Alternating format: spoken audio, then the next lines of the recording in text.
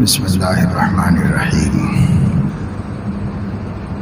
الحمد للہ رب العالمین والصلاة والسلام علی اشرف الانبیاء وسید المرسلین سیدنا وحبیبنا محمد وعلی آلہ وآل بیتہ وصحبہ اجمعین اما بعد فقد قال اللہ تبارک وتعالی وما محمد إلا رسول قد خلت من قبله الرسل أفإن مات أو قتل انقلبتم على أعقابكم ومن ينقلب على عقبيه فلن يضر الله شيئا وسيجزي الله الشاكرين وما كان لنفس أن تموت إلا بإذن الله كتابا مؤجلا ومن يرد ثواب الدنيا نؤته منها ومن يرد ثواب الآخرة نؤته منها وسنجزي الشاكرين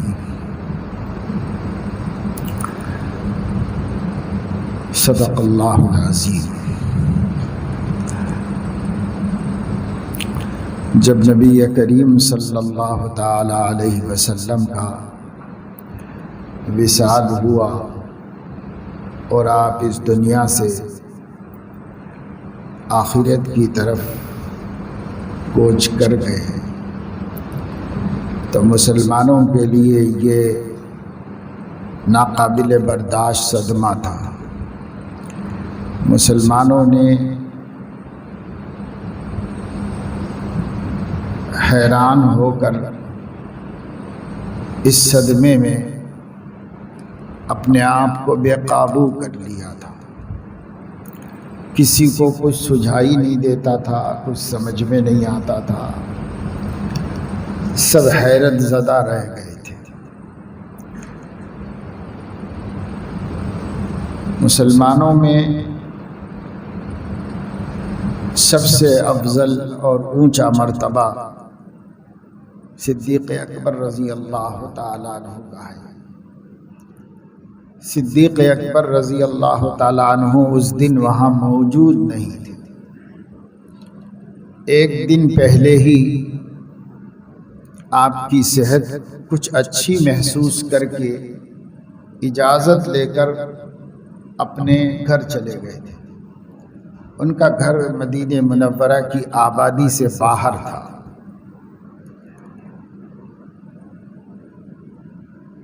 اس لیے وہ موجود نہیں تھے۔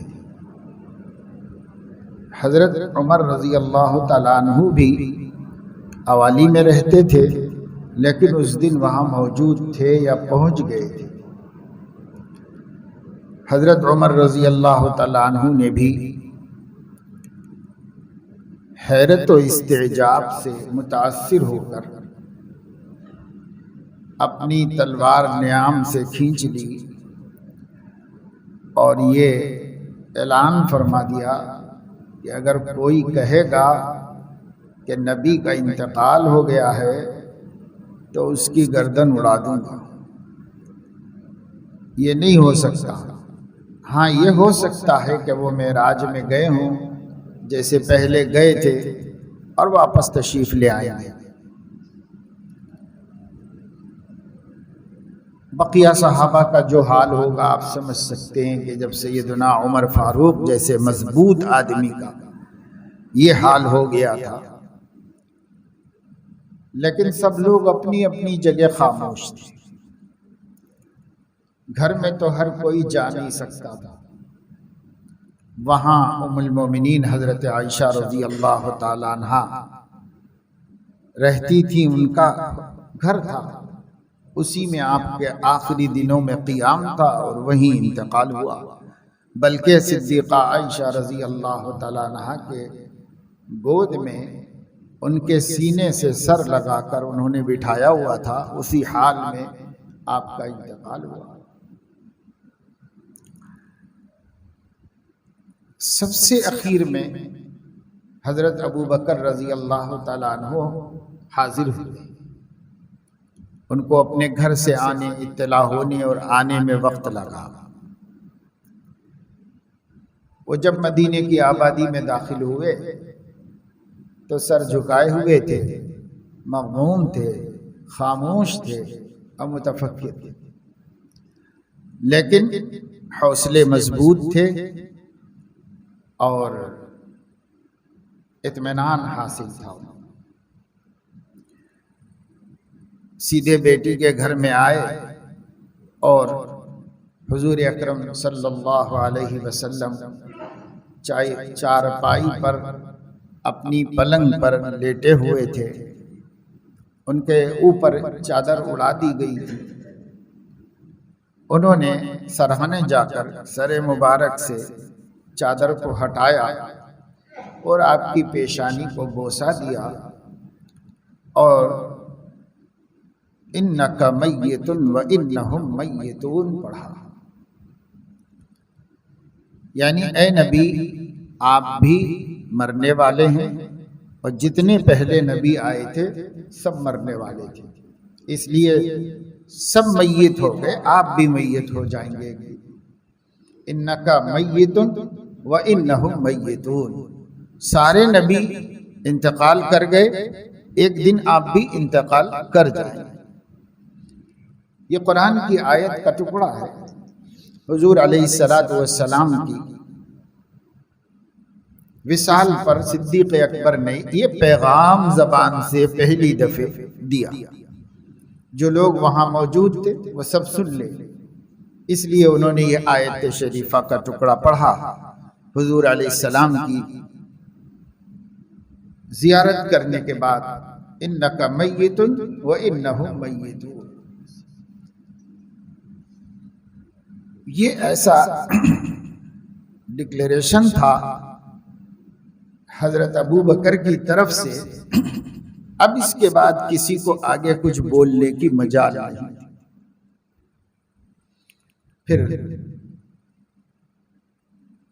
حضرت ابو بکر رضی اللہ تعالی عنہ نے عرض کیا، اچھی زندگی گزار کر اچھی زندگی میں تشریف لے گئے، آپ کی چادر مبارک کو صحیح کر دیا، پھر سے چہرے پر اڑا دیا اور باہر آئے، لوگوں کو بدحال اور بدحواس دیکھا، حتیٰ کہ اپنے دوست عمر فاروق کو بھی حواس باختہ دیکھا، تو وہ مسجد میں گئے اور سارا مجمع ان کے ساتھ مسجد میں گیا، کیونکہ مسلمانوں کو حضور علیہ السلام کے بعد اگر کسی کی محبت و عظمت قلب میں تھی تو وہ صدیق اکبر ہی کی تھی،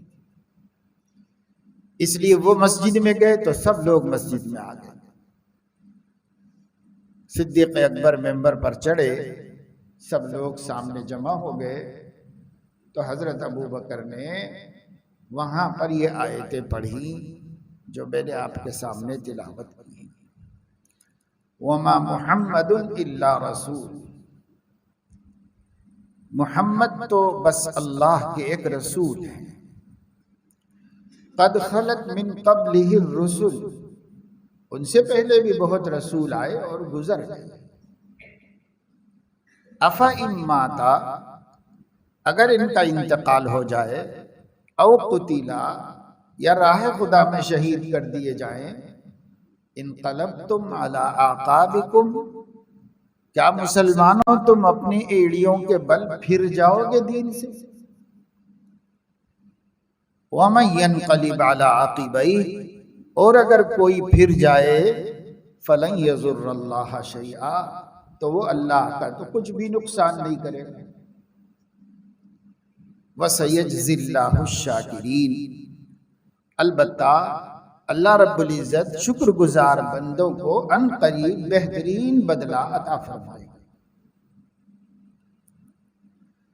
وَمَا كَانَ لِنَفْسٍ أَن تَمُوتَ، کسی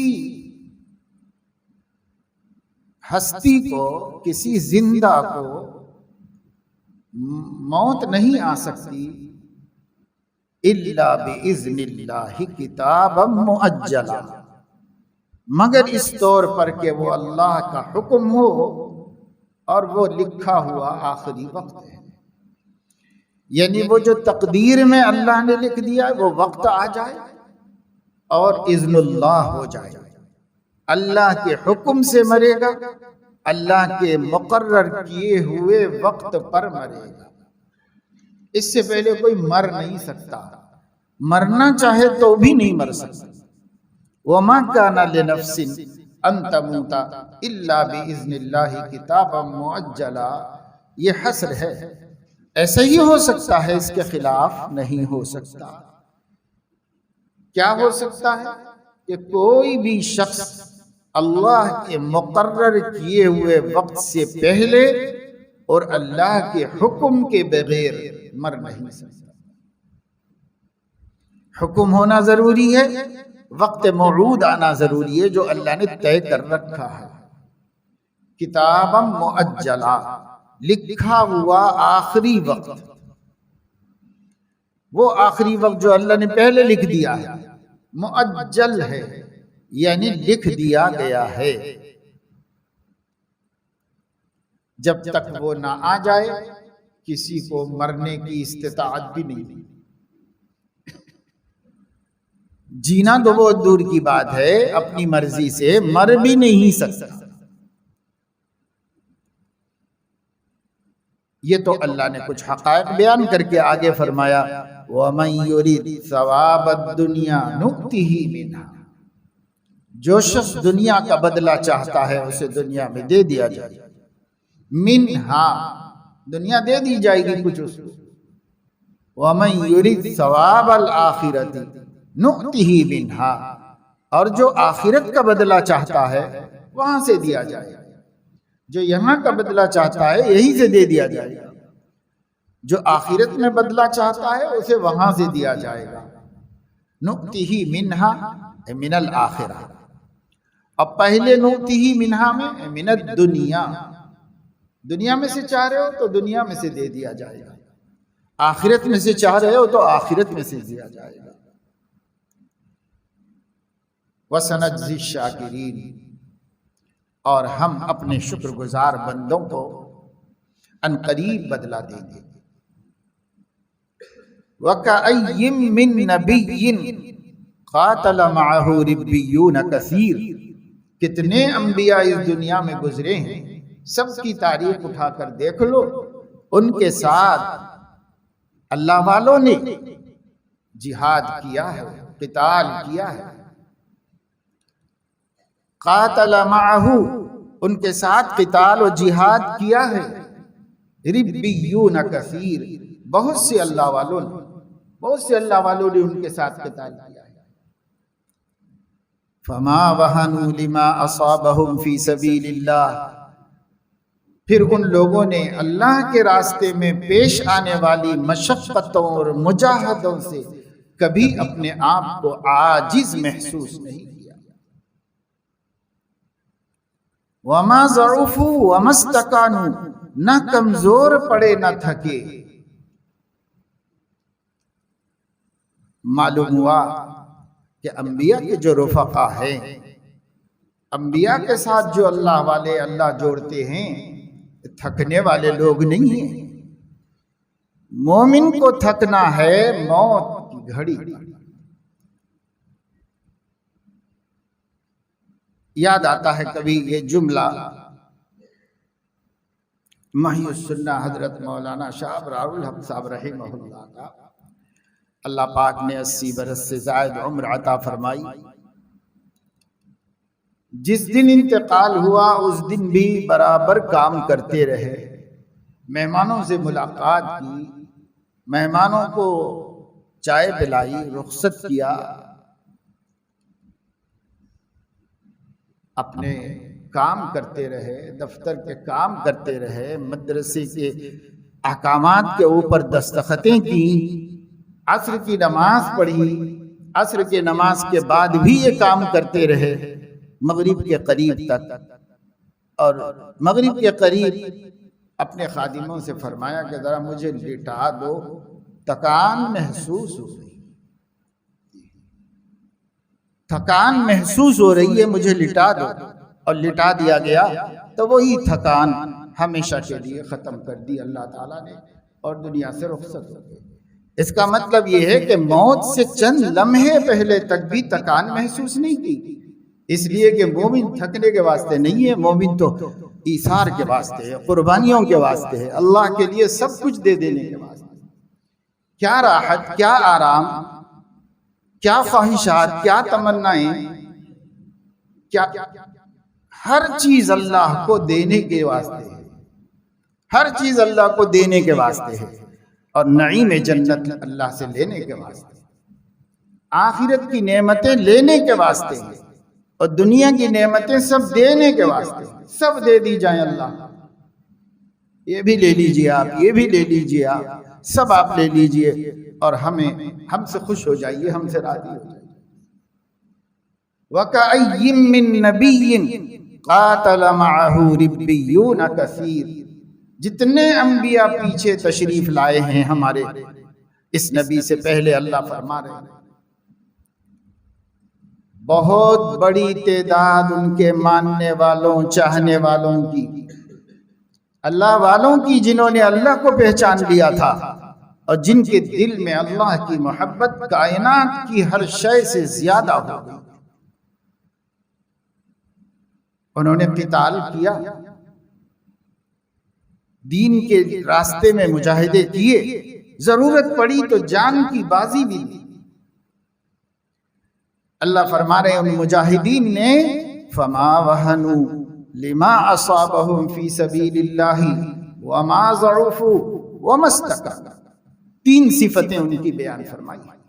ما وہنوا، پست ہمت نہیں ہوئے، کیونکہ اللہ کی راہ کے مجاہدین کو سب سے بڑی جو مصیبت آتی ہے وہ ہمت شکنی کی آتی ہے، بزدلی کی آتی ہے۔ فما وہنوا، وہن ان میں نہیں آیا۔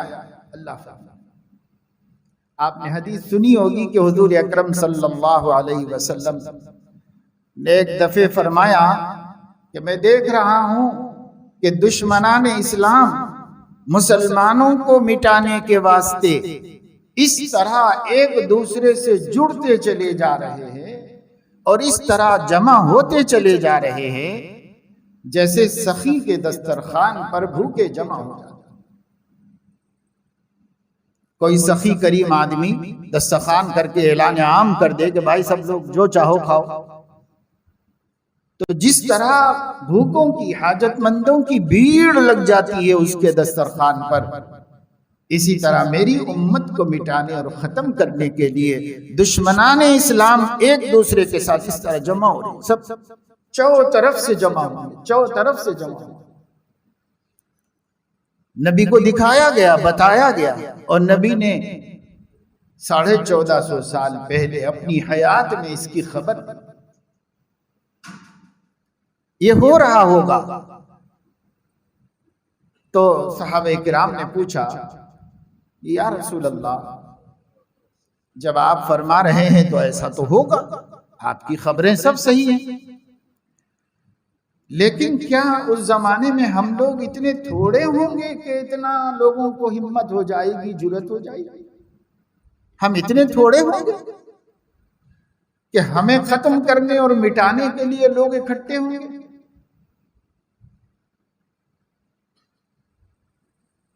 وَنَحْنُ يَوْمَئِذٍ فِي قِلَّةٍ أَنَحْنُ يَوْمَئِذٍ فِي قِلَّةٍ، کیا ہم اس دن بہت اقلیت میں ہوں گے، بہت مختصر تعداد میں ہوں گے کیا؟ اس لیے کہ صحابہ کو یہ سوال پیدا ہونا ضروری تھا۔ ان لوگوں نے چھوٹی چھوٹی تعدادوں سے بڑی بڑی طاقتوں کو مٹا کے رکھ دیا، تو ان کو یہ خیال ہونا ضروری تھا کہ ہمیں مٹانے کے لیے لوگ اکٹھے ہوں گے تو ہم کیا تھوڑے ہو جائیں گے، ہماری تعداد کم ہو جائے گی۔ تو حضور علیہ السلام نے فرمایا کہ نہیں، تم قلت میں نہیں ہوگے، تم کثرت میں ہو، بہت بڑی تمہاری تعداد۔ اس ایک ملک کے اندر 20 کروڑ سے زائد مسلمان، تم قلت میں نہیں ہوگے، یہ ان سے اللہ کے نبی فرما رہے ہیں جو 1 لاکھ کے قریب تھے، کچھ آگے کچھ پیچھے، ان سے فرما رہے ہیں 20 کروڑ سے ایک ملک میں ہو سکتے ہیں، اور ایسے 56 مسلم کنٹریز کے مسلمانوں کی تعداد ملا لی جائے اور غیر مسلم ملکوں کے اندر رہنے والے مسلمانوں کی تعداد ملا لی جائے، اعداد و شمار والے بتاتے ہیں کہ دنیا کا ہر چوتھا انسان مسلمان ہے، یعنی دنیا کی آبادی کے 1/4 مسلمان ہیں، باقی میں سب قومیں ہیں دنیا کی، 25% تو خود مسلمان ہیں پوری دنیا کی آبادی۔ حضور نے فرمایا تم قلت میں نہیں ہوگے، کثرت ہی میں ہوگے، بڑی تعداد تمہاری ہوگی، لیکن تمہارے اندر وہن پیدا ہو گیا ہوگا، وہن پیدا ہو گیا ہوگا۔ صحابہ نے وہن نیا لفظ سنا تھا، اس لیے صحابہ نے پوچھا یا رسول اللہ یہ وہن کیا ہوتا ہے، یہ کون سی بیماری ہے، کیا ٹی بی ہے، کیا کینسر ہے، اور کون سی مہلک بیماری ہے جس کے بعد ہم کثرت میں ہو کر بھی مقابلہ نہیں کر سکتے اور کمزور پڑ جائیں گے؟ لوگوں کی ہمتیں ہمارے اوپر اتنی ہوں گی کہ وہ نگاہیں اٹھا کے دیکھیں گے اور ہمیں مٹانے اور دبانے کے لیے منصوبے بنائیں گے، تو کیسے ہو جائے گا ایسے؟ وہ کون سی بیماری ہے جو ہمیں کھا جائے گی؟ وہن کیا چیز ہے؟ تو حضور علیہ السلام نے فرمایا حب الدنیا و کراہیت الموت، دنیا دنیا دنیا 24 گھنٹے یہ دنیا، موت تو نام بھی مطلب ہمارے سامنے موت، موت سے کراہت و نفرت اور زندگی کی آرزویں اور تمنائیں، اتنی تمنائیں ہیں کہ نہ وہ پوری ہو سکتی ہیں اور نہ ہم اس سے اپنی جان چھڑا سکتے، اتنی تمنائیں ہیں، پوری زندگی نکل جائے گی۔ حضور اکرم صلی اللہ علیہ وسلم نے صحابہ کرام کو سمجھایا تو زمین پر آپ نے ایک کاڑی لے کر کے باکس بنایا، 4 لکیریں بنائیں، باکس بن گیا، اس باکس کے بیچ میں سے ایک لکیر بنا کر اوپر والی لکیر سے اوپر نکال دی، اور یہ بیچ والی لکیر کے دونوں جانب چھوٹی چھوٹی لکیریں بنا دی۔ اب پھر حضور علیہ السلام نے فرمایا کہ یہ جو بیچ والی لکیر ہے یہ ہے انسان، اور یہ جو چوطرف لکیریں ہیں یہ ہے اس کی موت جو اسے ہر طرف سے گھیری ہوئی، اور یہ جو اوپر نقیب نکال دی ہے میں نے، یہ ہیں اس کی آرزویں اور تمنائیں جو موت کے بعد تک ہیں، اتنی ہیں ہر کسی کی کہ زندگی میں پوری نہیں ہو سکتی، سب کی موت سے بعد تک کی امیدیں ہیں، طول عمل ہے، آرزویں ہیں، تمنائیں ہیں کہ صاحب ایسا کروں گا، ایسا کروں گا، ایسا کروں گا، ایسا کروں گا، ایسا کروں گا، یہ بھی ہو جانا چاہیے اور ایسا بھی ہو جانا چاہیے اور مجھے یہ بھی مل جانا چاہیے اور یہ بھی اور یہ بھی اور یہ بھی۔ تو فرما رہے اس کے لیے زندگی کافی نہیں ہے، وہ زندگی سے زیادہ کی بنایا ہوا، 200 سال کے ارمان ہیں، 100 برس کی بھی عمر نہیں۔ اگر کسی کو 200 سال مل جائیں تو شاید وہ ارمان پورے ہو جائیں، مگر اس کے بھی نہیں ہوں۔ اس لیے نبی نے بتا دیا موت سے بھی باہر نکل گئی ہیں آرزویں امت کی، اس سے آگے تک چلی گئی ہے، اور یہ جو اندر انسان کے دانے بائیں چھوٹی چھوٹی لکیریں لگائیں، فرمایا یہ حوادث ہیں، یہ مسائل ہیں، یہ مسائل ہیں، یہ مشکلات ہیں، ایک سے نکلو گے دوسرے میں، دوسرے سے نکلو گے تیسرے میں، عمر بھر چلتا رہے گا، موت تک کبھی خوشی کبھی غم، کبھی خوشی کبھی غم، کبھی ایسا نہیں ہوگا کسی کے لیے کہ وہ موت تک خوشی ہی میں ہے، اور کسی کے لیے ایسا نہیں ہوگا کہ وہ موت تک غمی ہی میں ہے، بلکہ اس دنیا میں انسان کے ساتھ کبھی خوشی کبھی مومن کی شان یہ ہے کہ نہ شادی داد سامانے، نہ غم آورد نقصانے، بپیش ہمت ماں ہرچے آمد بود مہمانے۔ نہ مجھے خواہشات پوری ہونے سے بدمستی حاصل ہوتی ہے، اور نہ مجھے خواہشات کے ٹوٹنے سے غم کھا جاتا ہے، بلکہ ہم تو ایسی ہمت کے ساتھ جی رہے ہیں، ہمارے رب کی طرف سے جو بھی آیا وہ میرے گھر کا مہمان ہے۔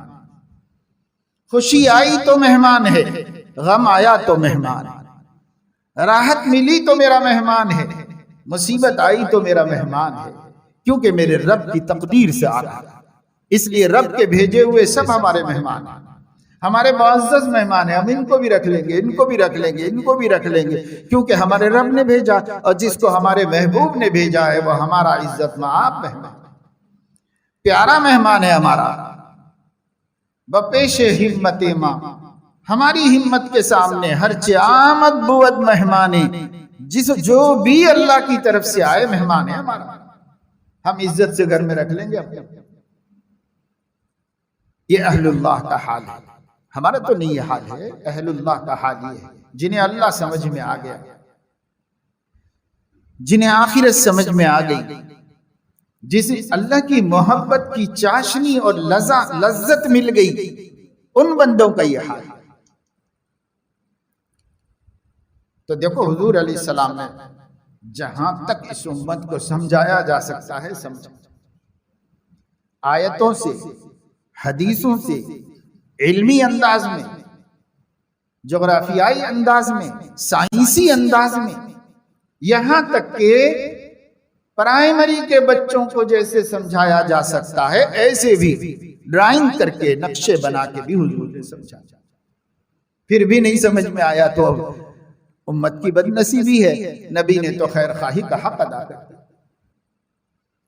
سمجھانے کا اور بھلائی کرنے کا حق ادا کر دیا نبی نے، اب بھی نہیں سمجھ میں آیا کسی کو تو اپنی بدنصیبی ہے، اللہ نے بھی بھلائی کر دی، نبی نے بھی بھلائی کر دی ہم سے۔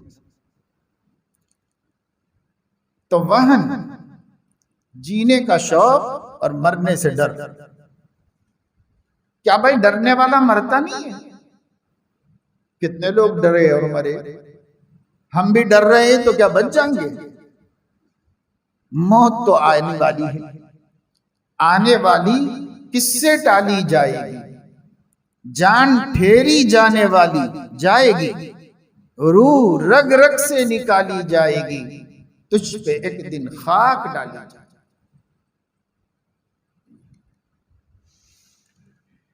ایک دن خاک ڈالی جائے گی۔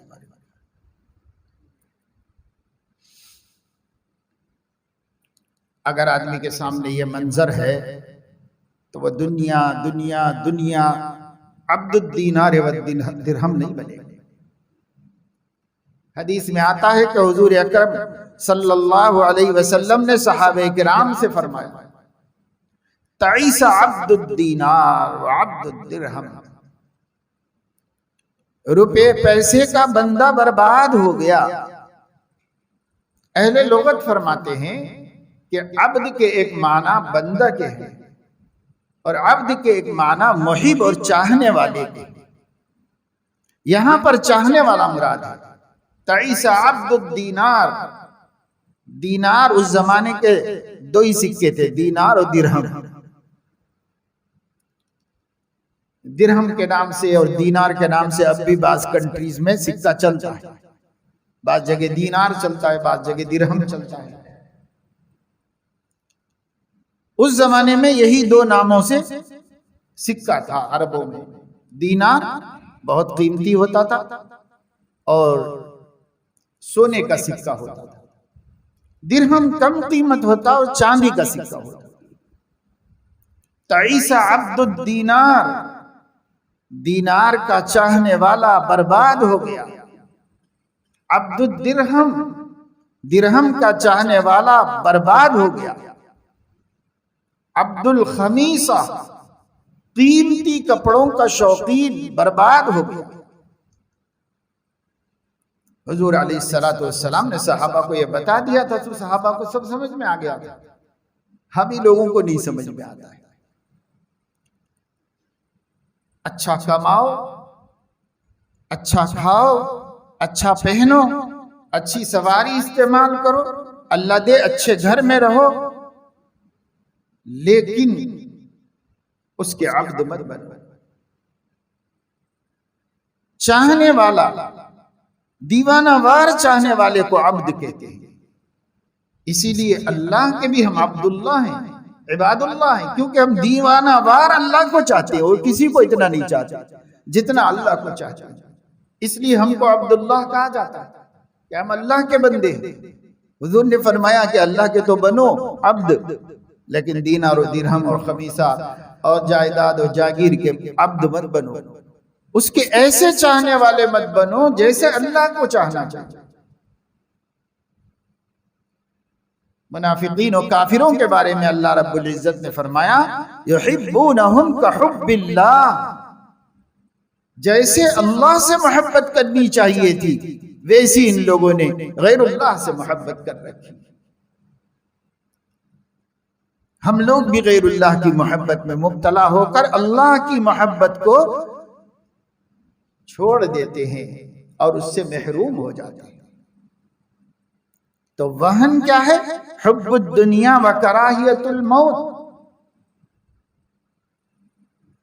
دنیا کی فطری محبت مذموم نہیں ہے، لیکن دنیا میں ایسا مشغول ہونا اور دنیا کو ایسا چاہنا اور دنیا سے اتنی محبت ہو جانا کہ اب نہ اللہ اس کے مقابلے میں، نہ اللہ کا دین، نہ اللہ کا حبیب، نہ اللہ کی کتاب، سب ایک سائیڈ میں ہو گئے اور ساری فکریں، چاہتیں، محبتیں، خواہشیں، ارمان، آرزویں، ان سب کو دیکھتے جاؤ، یہ بھی دنیا سے تعلق، یہ بھی دنیا سے متعلق، یہ بھی دنیا سے متعلق، یہ بھی دنیا سے، اللہ سے، اللہ کے حبیب سے، آخرت سے۔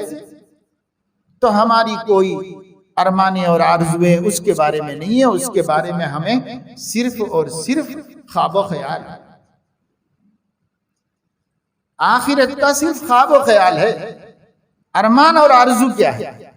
لا تجعل الدنیا اکبر ہمنا، نبی دعا کر رہے اللہ پاک میرے دل میں دنیا کو سب سے بڑا غم نہ بنا دیجیے۔ دنیا کا کیا ہوگا، دنیا کا کیا ہوگا، دنیا کا کیا ہوگا، سب سے بڑا غم مت بنا دیجئے۔ دنیا سے گزر جانے کے بعد کیا ہوگا، اس کو بڑا غم بنا دیجئے۔ ہم کہتے ہیں موت سے پہلے، نبی کہتے ہیں موت کے بعد، وہ زیادہ فکر کرنے کی چیز ہے، یہ زیادہ فکر کی نہیں ہے، یہ تو اللہ نے ذمہ لے رکھی ہے۔ وَمَا مِن دَابَّةٍ فِي الْأَرْضِ إِلَّا عَلَى اللَّهِ رِزْقُهَا وَيَعْلَمُ مُسْتَقَرَّهَا وَمُسْتَوْدَعَهَا كُلٌّ فِي كِتَابٍ مُبِينٍ۔ کہاں سے یہ رزق نکلے گا اور کہاں تک جائے گا، کس کس کے پاس جائے گا، کون کہاں کہاں رہے گا، سفر میں کب ہوگا، کہاں کہاں کا سفر کرے گا، کس کس جگہ سے گزرے گا، اس کی روزی وہیں پہنچانا ہے، اس کی وہیں پہنچانا، اس کی وہیں پہنچانا ہے۔ یعلم مستقرها ومستودعها کل فی کتاب مبین۔ صرف اللہ جانتا ہی نہیں ہے، ایک کتاب میں لکھ بھی دیا ہے اللہ نے سے۔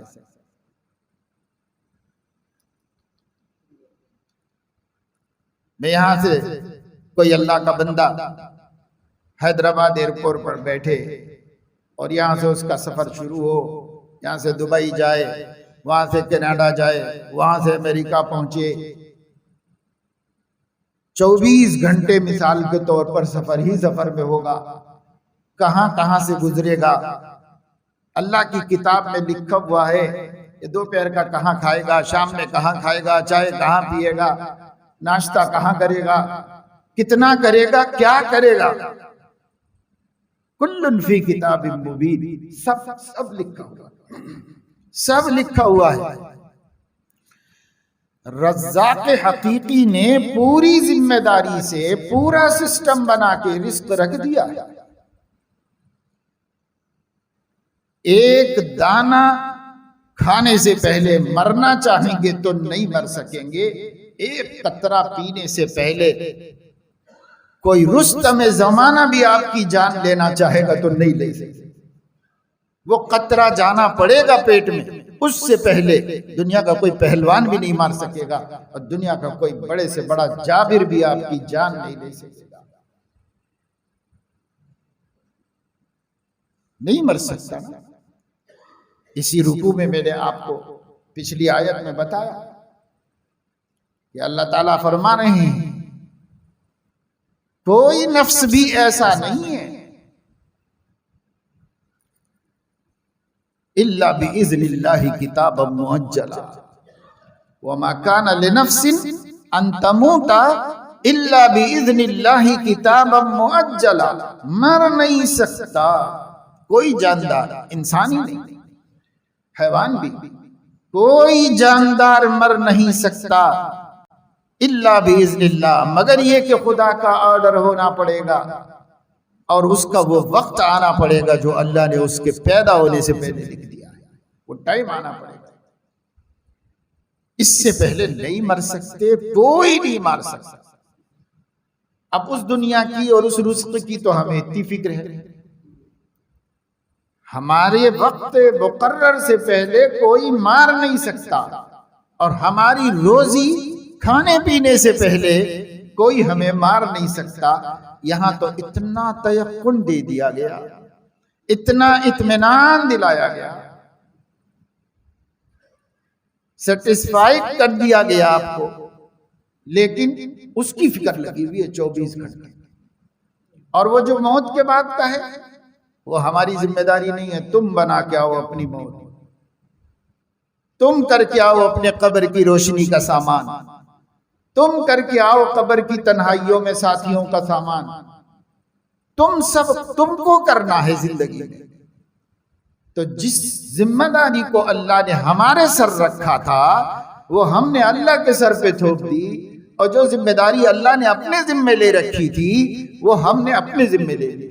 کہ اللہ تعالیٰ کہاں سے کھلائے گا، میں کروں گا کوشش تو کھاؤں گا، اللہ کے پاس کہاں ہے کھلانے کے واسطے، مجھے کرنا ہے، میں دکان چلا رہا ہوں، میں کاروبار کر رہا ہوں، میری ہوشیاری، میرا دماغ، میری کوششیں، میری یہ اور یہ کہاں سے آیا، کدھر سے آ رہے بچے ہمارے پڑھ کے امریکہ میں نوکری کر رہے ہیں، 3 لاکھ 4 لاکھ کما رہے ہیں ماہانہ، اور ہمیں بھیج رہے ہیں۔ اللہ وہ اللہ کہاں ہے؟ ابھی تو اللہ کا کچھ پتہ ہی نہیں ہے کہ اللہ کا کون کر رہا ہے۔ بھائی میں کر رہا ہوں، میرے بچے کر رہے ہیں، میرا خاندان کر رہا ہے۔ تو بھائی وہن آ گیا، اس وہن نے ہم لوگوں کو ڈرا دیا، ہمتیں ختم کر دی، کیونکہ جب تعیش آتا ہے تو ہمت ختم ہو جاتی ہے، وہن پیدا ہو جاتا ہے۔ آپ کو پتا ہے کہ یہ جو اللہ تعریف کر رہے ہیں قرآن میں، یہ عرب ہی ہے نا، صحابہ کی تعریف ہوئی ہے، صحابہ عرب ہی تھے، حجاز ہی کے لوگ تھے، اور انہی لوگوں نے تو اپنی جان مال کی قربانیاں دے کر اسلام کو زندہ کیا اور پورے عالم میں پہنچا دیا۔ یہ انہی کی اولاد ہے جو آج حکمراں ہیں، اور وہ دین اسلام کے مٹنے سے بے پرواہ ہے، بلکہ اپنے حکموں فیصلوں سے مٹاتے جا رہے ہیں، اپنے آباء و اجداد کی قربانیوں اسلام کے تئیں مٹاتے جا رہے ہیں۔ کیوں اتنا فرق ہو گیا؟ تو ان کے آباء و اجداد میں وہن نہیں تھا، ان میں وہن پیدا ہوا۔ اس دور کے عربوں میں بھی وہن پیدا ہوا، وہ حضور نے ان سے ہی فرمایا تھا وہن آ جائے گا۔ اب وہن آ جانے کی وجہ سے دنیا کی محبت غالب آ گئی اور موت سے ڈر پیدا ہو گیا۔ اقتدار سے محبت، تخت و تاج سے محبت، اور یہ خوف کہ اگر میں اسلام کے لیے ڈٹ جاؤں گا تو سپر پاورز مجھے ختم کر دیں گے، مجھے موت کے گھاٹ اتار دیں گے، میرا سب عیش ختم ہو جائے گا، یہ میرے محل کے اندر ہونے والے عشرتیں اور بدمستیاں ختم ہو جائیں گی۔ اس کے ختم ہو جانے کا ڈر، موت کا خوف اور تخت و تاج کی محبت، اقتدار کی محبت، اسی کا نام ہے حب الدنیا و کراہیت الموت۔ وہی شخص قوموں سے مقابلہ کر سکتا ہے جسے مرنے کا ڈر نہیں، اور جسے مرنے کا ڈر ہے وہ کیسے مقابلہ کر سکتا ہے؟ کیا حضرت مہدی ڈریں گے کسی سے؟ کیا حضرت عیسیٰ کو کسی کا خوف ہوگا؟ دجال پوری دنیا کا مالک ہوگا، ورلڈ آرڈر کا مالک ہوگا، دنیا کا تنے تنہا گورنر ہوگا، ساتھ میں جنت جہنم کو لے کے پھر رہا ہوگا۔ کیا حضرت عیسیٰ کو ڈر لگے گا اس سے؟ وہ بھی تو ایک انسان ہے، وہ بھی تو اللہ کے ایک بندے ہیں، جان ان کی بھی ہے، ان کو پیاری ہے، مگر کیا وہ ڈریں گے؟ نہیں ڈریں گے۔ وہ کہیں گے کہ ہماری جان کیا ہے، ہم اپنی جان کا نذرانہ اللہ کو دے دیں گے، اگر زندگی میں ہمیں کامیاب ہونا ہے تو کامیاب ہوں گے، اور مرنا ہے تو مریں گے، مگر خدا کے نام پہ مریں گے۔ ان کے اندر نہیں ہے کراہیت الموت، صحابہ کے اندر نہیں تھی، بدر والوں کو موت کا ڈر نہیں تھا، احد والوں کو موت کا ڈر نہیں تھا۔ نبی نے ایسا ایک صحابی بھی نہیں بنایا جو موت سے ڈرنے والا ہو۔ سب کو اپنی آخرت کی فکر تھی۔ غلبے ہوئے، دسترخوان پہ 2 سالن آئے تو آنکھ سے آنسو بہنے گئے، اس ڈر کے مارے کہ کہیں اللہ دنیا ہی میں ہماری محنتوں کا صلہ تو نہیں دے رہا ہے،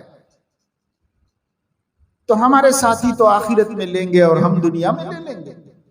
رونے لگے۔ آج تو ہم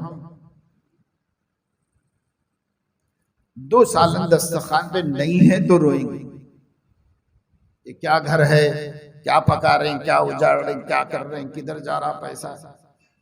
لڑائی جھگڑے ہیں گھروں میں، کھانے کے سلسلے میں بھی ہیں، پکوان کے سلسلے میں بھی ہیں۔ یہ وہن میرے دوستو عزیزو، اللہ نے سب سے پہلی بات یہ فرمائی، فما وہنوا لما اصابہم فی سبیل اللہ، یہ لوگ کبھی بزدل نہیں بنے، وما ضعفوا، کبھی کمزور نہیں پڑے، وما استکانوا، کبھی تھکے نہیں۔ آج ملت کو یہی 3 صفتوں کی ضرورت ہے۔ حالات ہم کو للکار رہے ہیں، زمانہ آواز دے رہا ہے، ملک کے اندر جو کچھ روزانہ ہو رہا ہے،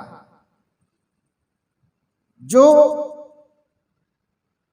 آنکھیں دیکھ رہی ہیں، کان سن رہے ہیں، جو عدالتوں میں ہو رہا ہے، جو بستیوں میں ہو رہا ہے، جس پر اندھی بہری حکومت تماشائی بنی ہوئی ہے، جو رعایا کے معاملے میں مداخلت کی ضرورت ہی نہیں سمجھتی، جو کچھ بھی ہمارے سامنے ہو رہا ہے، میرے عزیزو دوستو، 3 صفتوں کا ہم سے مطالبہ ہو رہا ہے۔ اسلام آپ سے 3 صفتوں کا مطالبہ کر رہا ہے، مسجدیں آپ سے 3 صفتوں کا مطالبہ کر رہی ہیں، دینی مراکز آپ سے 3 صفتوں کا مطالبہ کر رہے ہیں، آپ کی بہنیں بیٹیاں آپ سے 3 صفتوں کا مطالبہ کر رہی ہیں، آپ کے گود میں پلنے والے بچے آپ سے 3 صفتوں کا مطالبہ کر رہے ہیں۔ وہن کو ختم کرو، ضعف کو قریب مت آنے دو، تھکان کا نام مت سنو۔ فما وہنوا لما اصابہم فی سبیل اللہ وما ضعفوا وما استکانوا واللہ یحب الصابرین۔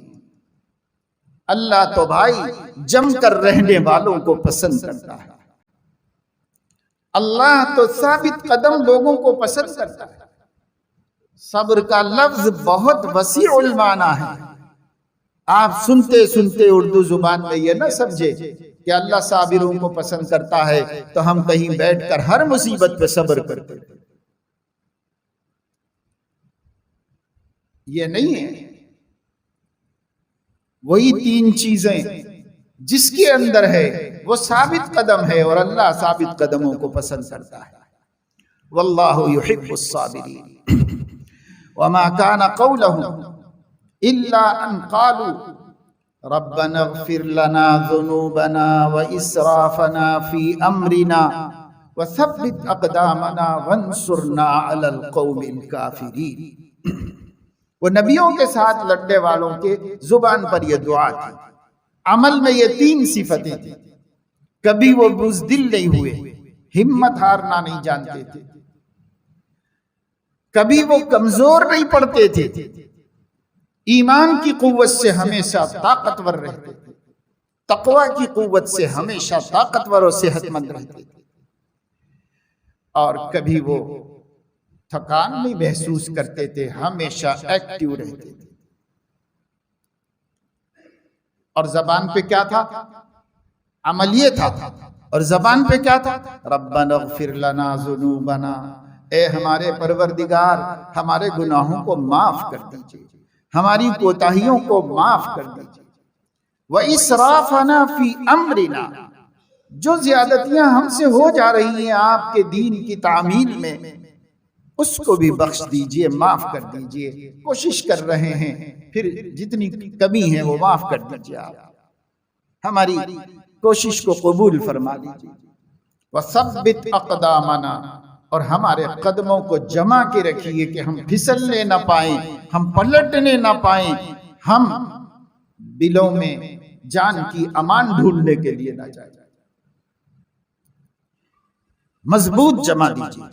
وَانصُرْنَا عَلَى الْقَوْمِ الْكَافِرِينَ، جو آپ کے نافرمان بندے آپ کے دین اور آپ کے نبی کے خلاف کھڑے ہوئے ہیں، ان کے مقابلے میں ہمیں نصرت دیجیے، مدد دیجیے اور کامیابی عطا فرمائیے. یہ دعا ان کی زبانوں پر تھی، اور یہ تین صفتیں ان کے اندر عمل میں موجود تھی. فَآتَاهُمُ اللَّهُ ثَوَابَ الدُّنْيَا وَحُسْنَ ثَوَابِ الْآخِرَةِ، پس اللہ تعالیٰ نے ان بندوں کو اس دنیا کے اندر بھی بدلہ اچھا دیا. آتاہم اللہ ثواب الدنیا پہلے بیان کیا، اس واسطے کہ مومن اور عام انسان اپنی فطرت سے پہلے دنیا کا فائدہ چاہتا ہے، اس لیے پہلے اس کا ذکر کیا. آتاہم اللہ ثواب الدنیا، اللہ نے ان باہمت بندوں کو دنیا کا بدلہ بھی عطا فرمایا. دنیا کی نعمتیں بھی دی، غلبہ دیا، فتح دی، کامیابی دی، عزت دی، سربلندی دی، سب اللہ نے دی. آتاہم اللہ ثواب الدنیا وحسن ثواب الآخرہ، اور آخرت کا بہترین اجر بھی اللہ نے ان کے لیے لکھ دیا ہے. واللہ یحب المحسنین، اور اللہ تعالیٰ نیکوکاروں سے محبت رکھتا ہے. میرے عزیزو، دوستو، بزرگو، یہ آیتیں حضرت ابو بکر صدیق نے حضور علیہ السلام کی وفات کے دن ان کے گھر میں جا کر ان کے چہرے کو بوسہ دے کر اور باہر آنے کے بعد مسلمانوں کے سامنے کیوں پڑھی؟ یہ بتانے کے لیے پڑھی کہ اتنا بڑا دنیا کا حادثہ کہ اللہ کا آخری نبی امام الانبیاء دنیا سے رخصت ہو گیا تو مسلمانوں کے حوصلے پست نہ ہو جائیں، مسلمانوں کی ہمتیں ٹوٹ نہ جائیں، اور مسلمان اللہ سے باغی نہ ہو جائیں. اللہ کہہ رہا ہے اور اگر تم پھر جاؤ گے دین سے تو اللہ کا کوئی نقصان نہیں کرو گے، اپنا ہی نقصان کرو گے. یہ یاد دہانی سب حضرت ابو بکر نے کرائی. عمر فاروق کہتے ہیں مجھے ایسا لگا کہ یہ آیتیں ابھی ابھی ان کے اوپر نازل ہوئی ہیں، حالانکہ قرآن میں پہلے ہی نازل ہو گئی، لیکن حضرت ابو بکر نے ایسے موقع پہ فٹ کیا اس کو کہ تب سمجھ میں آیا کہ اللہ نے آج کے دن کے لیے یہ آیتیں پہلے ہی اتار دی. اللہ کے اس پیغام کو لے کے سارے صحابہ تازہ دم ہو گئے. سارے صحابہ نے مان لیا کہ ہاں ہمارے نبی دنیا سے جا چکے. سارے صحابہ تیار ہو گئے آپ کی جنازہ پڑھنے کے لیے. سارے صحابہ راضی ہو گئے آپ کو اللہ کے حوالے اور سپرد لحد کر دینے کے لیے، اور کر دیا، اب پھر ایسے جمے رہے جیسے نبی چھوڑ گئے، ایسے جمے رہے دین کے اوپر۔ میرے دوستو عزیزو، حالات ہمیں اگر اب سبق نہ دے تو سبق لینے کا کوئی اور وقت آئندہ نہیں آنے والا ہے۔ اسی وقت اگر سبق مل گیا، مسلمان سنبھل گئے، مسلمانوں نے اپنا حال بدل دیا، یہ بے پرواہی، یہ غفلت، یہ سستی اور کاہلی، اور یہ راتوں میں جاگنا اور دنوں میں سونا، اور یہ نشے کی عادت اور طرح طرح کی نشے مسلمانوں کے پاس کالونیوں میں، بہترین مسلمانوں مالدار محلوں میں گھر گھر داخل ہو چکا ہے نشہ۔